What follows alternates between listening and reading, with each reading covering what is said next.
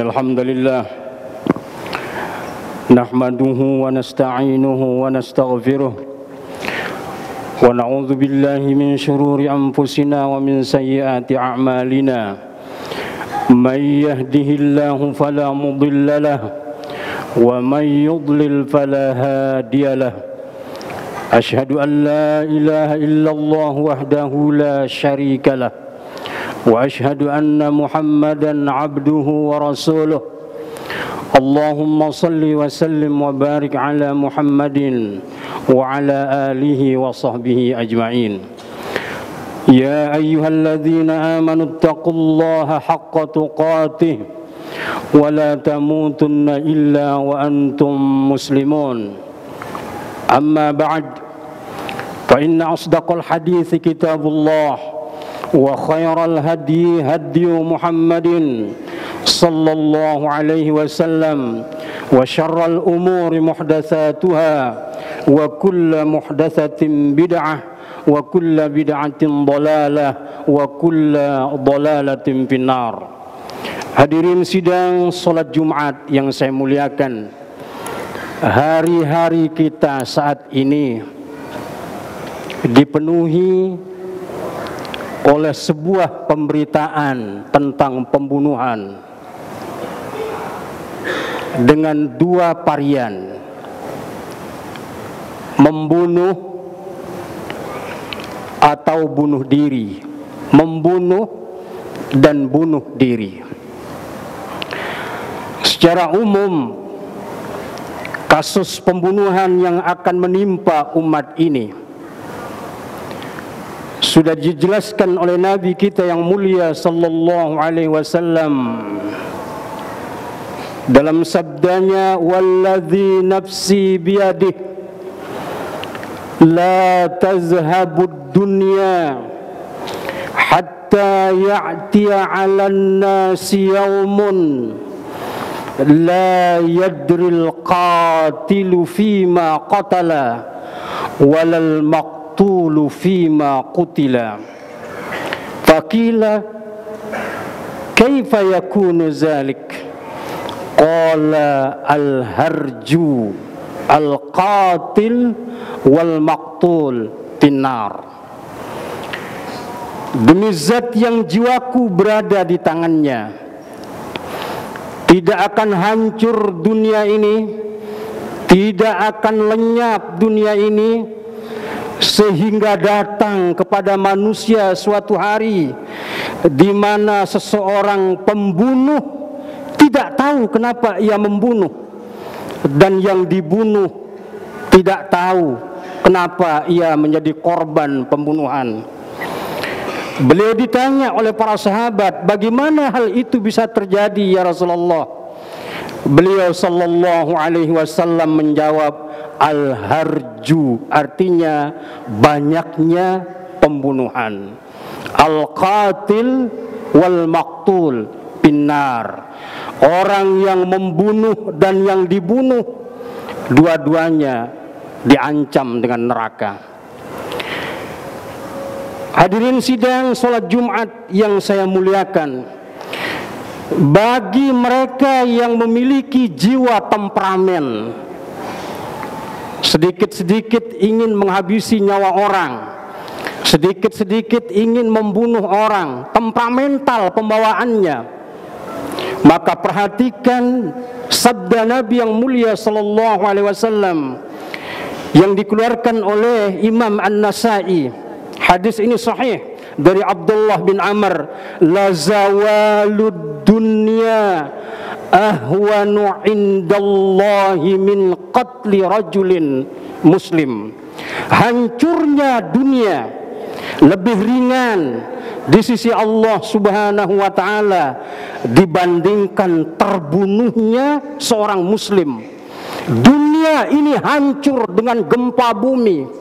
Dunia ini hancur dengan banjir di mana-mana. Di hadapan Allah tidak ada apa-apanya dibandingkan dengan hilangnya satu nyawa seorang muslim. Berarti alangkah besarnya dosa orang yang menghilangkan nyawa saudaranya sama muslim. Bahkan Dalam riwayat disebutkan dari sahabat yang mulia Abu Darda, Nabi kita yang mulia sallallahu alaihi wasallam bersabda, kullu dzambin asallaha ay yaghfirahu illa man mata musyrikan aw mu'minun qatala mu'minan muta'ammidan. Semua dosa masih mungkin Allah ampuni. Semua jenis dosa masih mungkin Allah mengampuninya, kecuali orang yang meninggal dunia dengan membawa dosa syirik. Dan seseorang meninggal dunia dan ia membunuh saudaranya sesama muslim dengan sengaja. Jamaah sekalian, lantas apa yang menyebabkan orang sedikit-dikit ingin menghabisi nyawa orang lain, atau sedikit-dikit ingin mengakhiri hidupnya dengan bunuh diri? Ini lagi semarak, tidak lagi didominasi orang-orang rendahan, orang awam, tapi justru kasus bunuh diri banyak menimpa orang-orang terpelajar, intelektual, mahasiswa, dan lain sebagainya.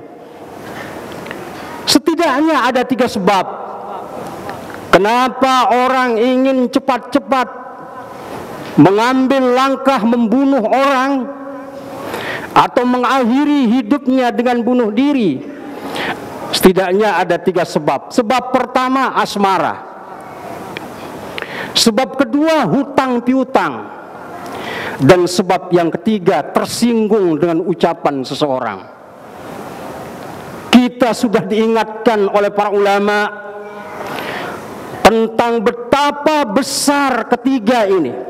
3 hal ini betapa besar dampaknya bagi kehidupan kita di dunia ini. Asmara umpamanya, hanya gara-gara putus cinta dia menjadi merenung, putus harapannya, putus pula segala-galanya, tak lagi punya gairah kehidupan hanya karena cintanya ditolak. Ini menunjukkan apa? Ma taraktu ba'di fitnah adaqna rijal minan nisa.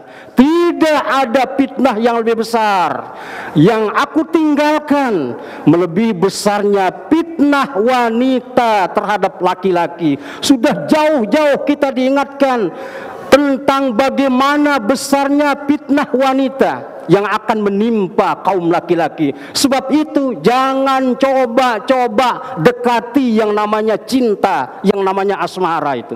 Terbukti apa yang beliau sabdakan hari ini. Gara-gara putus cinta, diakhiri hidupnya dengan bunuh diri. Gara-gara cinta ditolak, dia mengambil jalan pintas untuk bunuh diri. Orang yang jatuh cinta itu maka akan ada pada dirinya sifat cengeng. Orang pacaran itu cengeng, pasti pada dirinya itu cengeng. Jadi pemuda yang pacaran adalah pemuda yang cengeng. Sebab apa? Tidak mau menerima kenyataan kalau nanti pacarnya nikah sama orang lain, kalau nanti cintanya ditolak.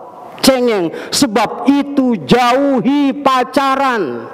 Dan tidak akan pernah ada namanya pacaran Islami, tidak ada. Selamanya namanya pacaran itu haram. Sebab itu wahai orang tua, tutup pintu rapat-rapat bagi anak-anak kita untuk tidak mengenal yang namanya pacaran. Yang kedua, hutang piutang. Ini juga menjadi penyebab seseorang melakukan bunuh diri. Sebab itu Nabi kita yang mulia sallallahu alaihi wasallam bersabda dalam hadis sahih yang dikeluarkan oleh Imam Ahmad, Imam At-Tabrani dan Imam Al-Baihaqi, la tukhifu anfusakum ba'da amniha. Jangan kalian ganggu, jangan kalian ganggu jiwa-jiwa kalian itu setelah Allah memberikan rasa aman terhadap jiwa kalian, jiwa kita ini. Jangan ganggu jiwa kita ini setelah Allah memberikan rasa aman kepadanya. Para sahabat bertanya, ya Rasulullah, wa ma zaka ya Rasulullah, apa itu gangguan jiwa itu apa? Beliau yang mulia sallallahu alaihi wasallam bersabda, ad-dain. Gangguan terhadap jiwa itu manakala seseorang dikit-dikit ngutang, jiwanya terganggu. Kenapa? Malam tak bisa tidur mikirin hutang, siang hari ketakutan, takut ketemu orang tempat dia berhutang. Makanya jiwanya terganggu. Apalagi di era sekarang ini, begitu cepat orang berhutang. Apa yang menyebabkan orang berhutang? Hanya ada satu sebab, gaya hidup. Agama Islam membolehkan pemeluknya berhutang dengan dua syarat. Syarat pertama, benar-benar untuk kebutuhan hidup. Dan syarat kedua, dia mampu melunasi hutangnya di kemudian hari. Berarti kalau kita tidak punya kemampuan untuk melunasi hutang kita di kemudian hari, maka bekerjalah apapun jenis pekerjaan itu, yang penting halal. Jangan terjebak prinsip yang penting saya bisa punya ini dan punya itu, ngutang dulu nanti kita pikirkan apa dampaknya. Akibatnya para jamaah sekalian, banyak kasus yang menyebabkan orang itu membunuh orang lain karena ditagih hutangnya, atau ingin mengambil harta orang lain karena terlilit hutang. Nabi kita yang mulia sallallahu alaihi wasallam menjelaskan tentang bahayanya orang yang meninggal dunia membawa hutang. Meninggal dunia membawa dosa orang yang mati syahid itu, kecuali hutangnya. Bahayanya orang meninggal dunia membawa hutang. Malah dalam hadis yang lain yang juga dikeluarkan oleh Imam Al-Bukhari, nafsul mu'min mu'allaqatun bidainihi hatta yuqda anhum. Jiwa seorang muslim itu terkatung-katung, tergantung sampai ia melunasi hutangnya. Penyebab yang terakhir, banyak sebab sebetulnya kenapa orang melakukan bunuh diri atau membunuh orang lain, tapi yang dominan dari sekian banyak sebab itu ada 3 ini. Dan yang terakhir adalah seseorang itu membunuh orang lain karena tersinggung dengan ucapannya. Jamaah sekalian, betapa penting sebuah ucapan itu, sehingga kita selalu minta dalam wirid pagi dan sore kita, Allahumma inni ala dzikrika wa syukrika wa husni ibadatik. Kita bermohon kepada Allah agar kita selalu berzikir kepada Allah subhanahu wa ta'ala dalam setiap keadaan. Pantang bagi seorang muslim omongannya menyebabkan orang lain sakit hati dan tersinggung. Sebab itu lisan seorang muslim harus memuji Allah subhanahu wa ta'ala dalam segala keadaan. Nabi kita yang mulia sallallahu alaihi wasallam bersabda kepada Ibunda Aisyah radhiyallahu taala anha tentang orang-orang yang paling keras azabnya kelak di hari kiamat. Ya Aisyah, asaddun nasi azaban yaumal qiyamah. Wahai Aisyah, sesungguhnya di antara orang yang paling keras azabnya kelak di hari kiamat, man wada'ahun nas ittiqa'a fuhsyih.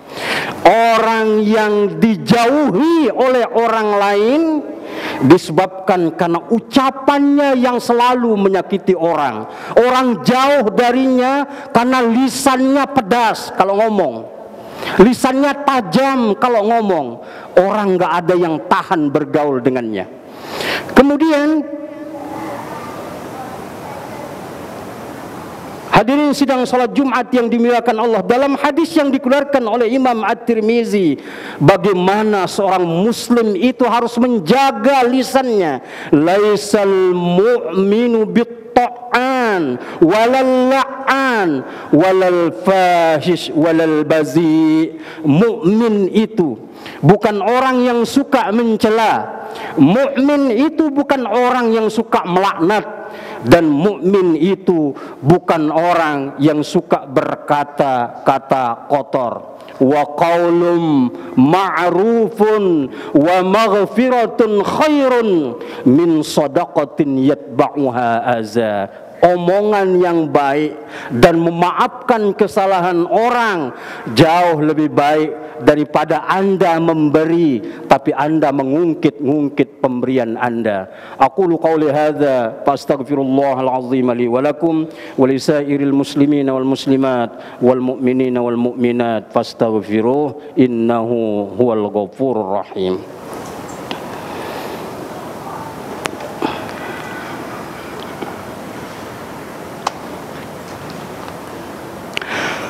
Alhamdulillahi hamdan katsiran tayyiban mubarakan fih kama yuhibbu rabbuna wa yarda. Asyhadu an la ilaha illallah wa asyhadu anna Muhammadar Rasulullah. Allahumma salli ala Muhammad wa ala ali Muhammad. Allahumma ighfir lil muslimina wal muslimat wal mu'minina wal mu'minat al ahya'i minhum wal amwat. Rabbana atina fid dunya hasanah wa fil akhirati hasanatan wa qina adzaban nar. Wa sallallahu ala Muhammadin wa ala alihi wa sahbihi ajma'in walhamdulillahi rabbil alamin. Aqimus shalah.